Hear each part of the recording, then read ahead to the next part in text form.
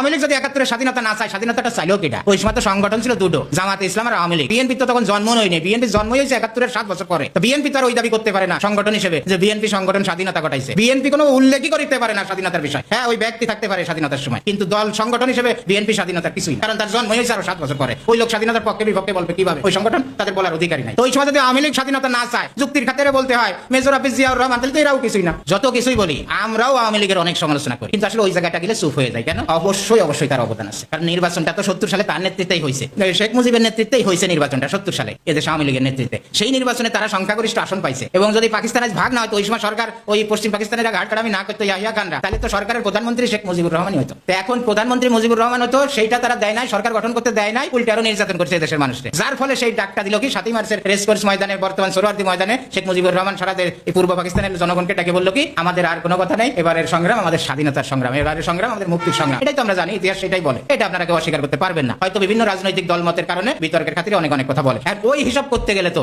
নেতৃত্ব সেই দেশে। শেখ মুজিবুর রহমান যদি নেতৃত্ব দিয়ে থাকে, তাদেরকে আমার তার যথাযোগ্য সম্মান, তার যথাযথ মর্যাদা দিতে আমাদের সমস্যাটা কোথায়? পাকিস্তানের